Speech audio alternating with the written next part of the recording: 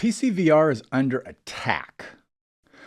While I consider Meta abandoning PCVR a turning point in VR and a part of what started the race to the top for higher-end, more expensive PCVR headsets, what is even worse is that Meta now appears to be actively trying to undermine PCVR.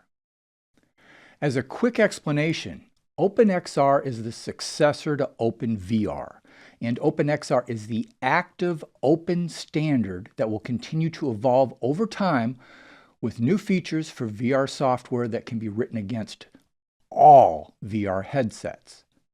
We can see this directly in the OpenXR spec, which shows this as an interface layer to be used in a platform agnostic way. I've mentioned Matthew Buccineri before. He's put a massive development effort in to allow headsets with eye tracking to be able to leverage dynamic foveated rendering. He's an unsung hero of many enthusiast VR headset owners. He's managed to add quad view DFR to the OpenXR spec as a standard to make it easier for software developers to write titles that support this very highly effective DFR. When I say highly effective, I mean dramatically reducing your GPU load or increasing your frame rates when supported by a VR title. Recently, Matthew posted a notice of serious threat to PCVR in the form of the OVR plugin published by Meta. This OpenXR plugin works with both Unity and Unreal Engine and might be enticing to a developer, but it blocks applications from running on any non-Meta headsets. So we could stand to see new VR titles or even upgrades to existing VR titles potentially not work with our non-Meta headsets.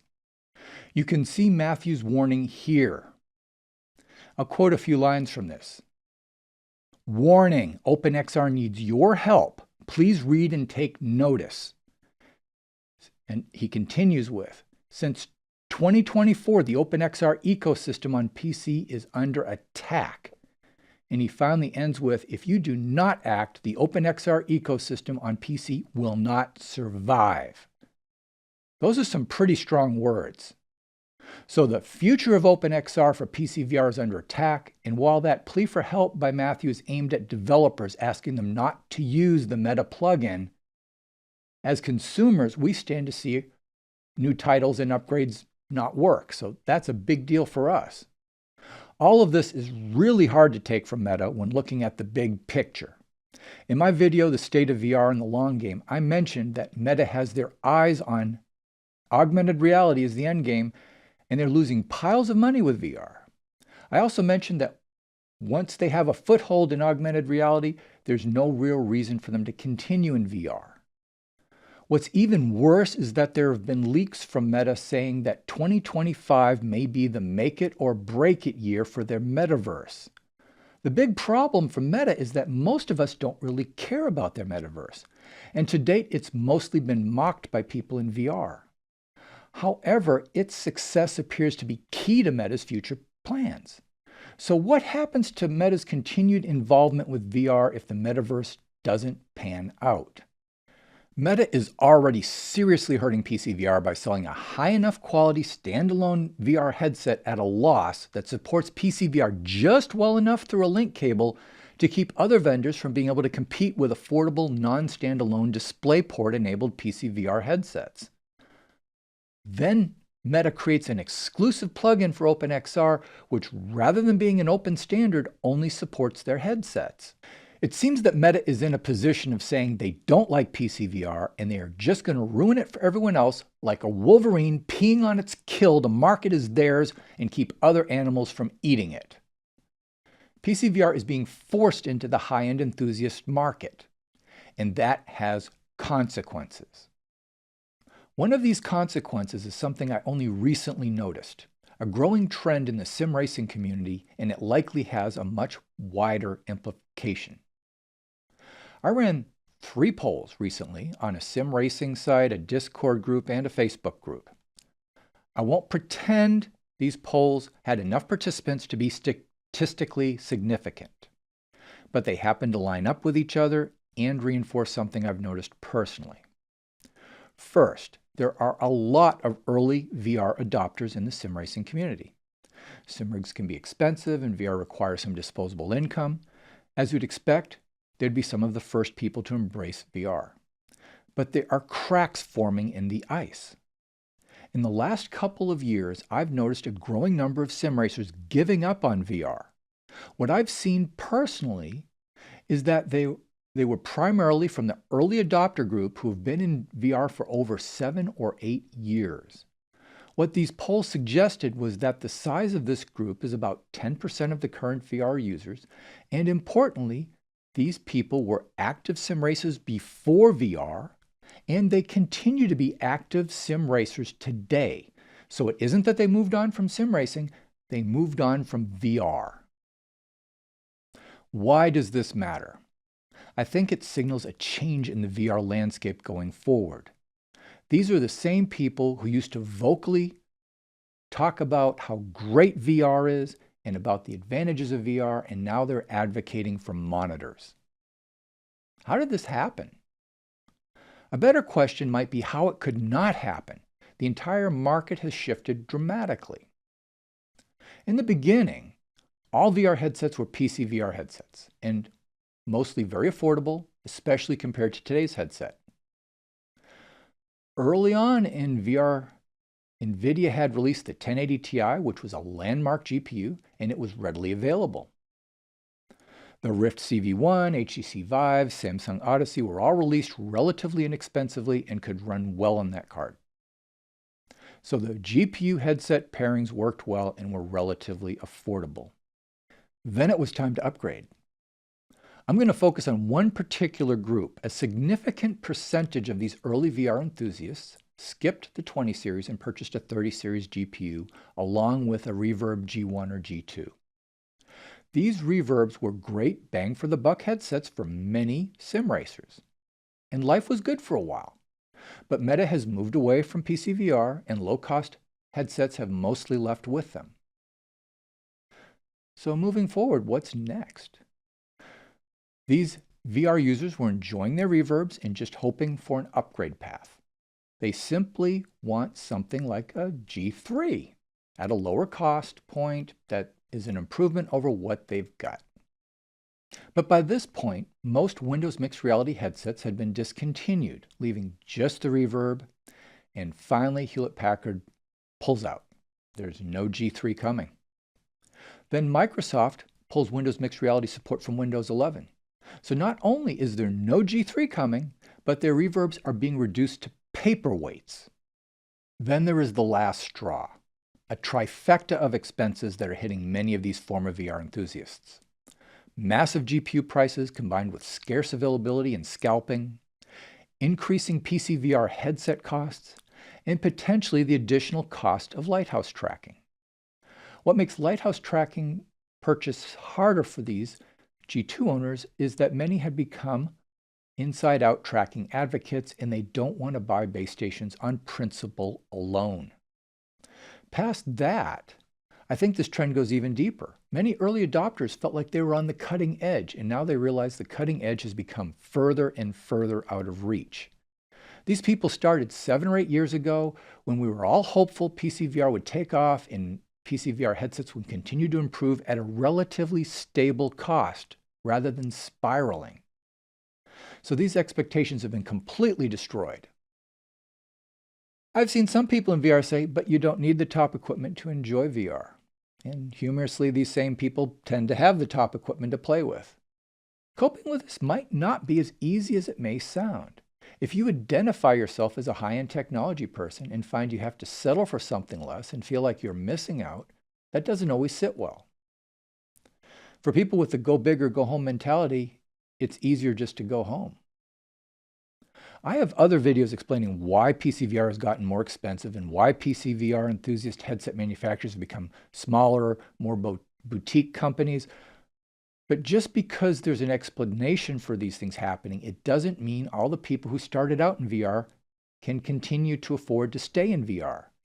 $2,000 to $3,000 GPUs and $1,000 to $4,000 headsets are just astronomically outside of the reach of some people. And that's if you're lucky. In Canada and Australia, because of the exchange rates, the cost looks even worse. And in other countries with huge input tariffs, the cost can be much higher than that. And speaking of tariffs, I have no idea how pricing will be impacted in the US going forward. We're already seeing list prices increasing right now. And there is definitely a money is no object group in the sim community. And they will keep many of these high-end VR headset companies going. But there are also many people who don't feel like they can keep up anymore and are feeling left behind. Okay, let's add a little perspective to this. It's important to point out that I don't see the overall number of VR users in sim racing dropping yet. This group leaving VR appears to be about 10% of the total respondents, with mostly early adopters leaving in just the last 2 years. And everyone that I know personally used a reverb. So far, it appears that all those leaving have been replaced by sim racers new to VR in the last year or two. And importantly, let me emphasize that these 3 polls were not statistically significant. They just seem to support this trend. However, I only just started to notice this trend recently, and it's possible the increasing costs will push more and more people away over time. We're losing some of the most knowledgeable VR users and biggest advocates. So for the moment, I'd call this an early alert of a trend that could continue. And at the moment, it does seem to be more of a reverb bubble than anything else. Now I'm going to switch gears to something else that truly disgusts me. And that is part of this threat to PCVR.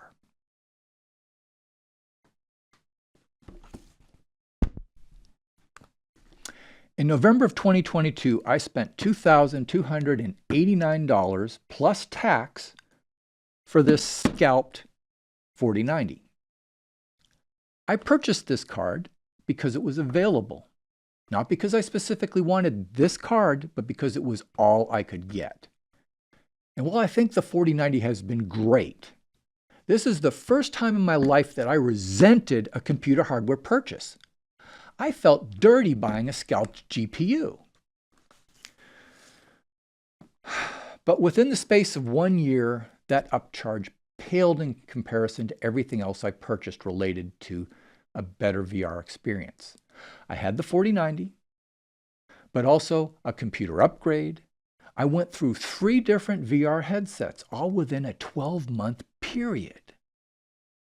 That's a lot. We each have limits and a financial pain threshold. We've passed that threshold for many of the early adopters of PCVR. There is another situation strikingly closely related to having this shifting pain versus enjoyment relative to cost. The situation has a name used by drug addicts. It's called chasing the dragon. Chasing the dragon refers to the elusive pursuit of a high that's equal to a user's first in the use of a drug, which after acclimation is no longer achievable. Basically, the initial euphoric experience is replaced by becoming jaded and it taking more and more money and effort to never approach that first experience. So how does that relate to VR? When I got my first VR headset in 2017, it was amazing, and that was an eye-opening moment, and I was happy for a while. Then I decided the screen door effect was an issue, and from that moment on, each new VR headset purchase was an attempt to solve one or more issues for me, only so I could become sensitized to new issues that I then considered problems.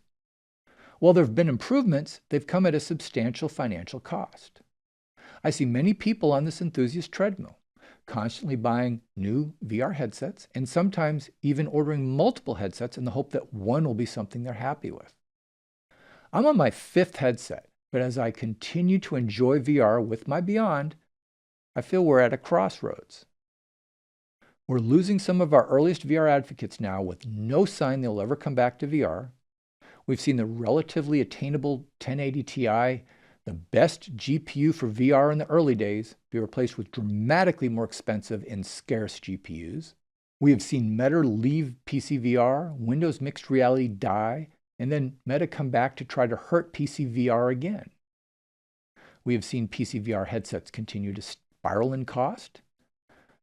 And I truly appreciate all the PCVR headset manufacturers getting into this space. And PCVR continues to be a more enthusiast market out of necessity.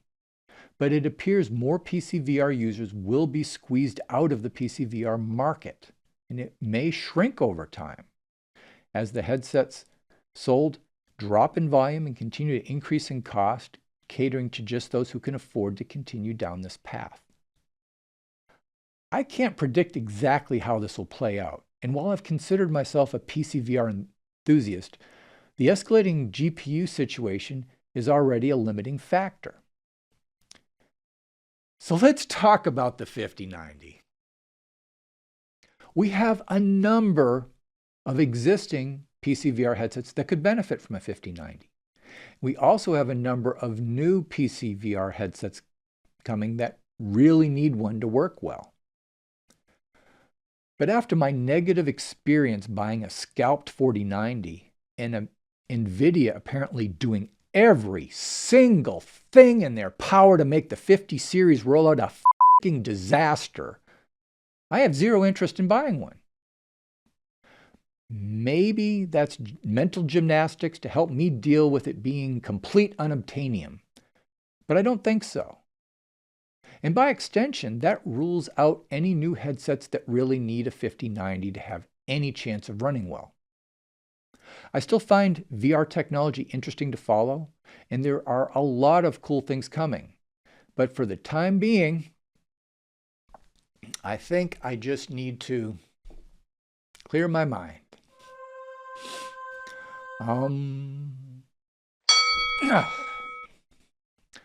Well, production copies of Magnus Super Light 8K have been sent to reviewers. Thanks VR Flight Sim Guy and MRTV. And apparently it runs well on a 4090.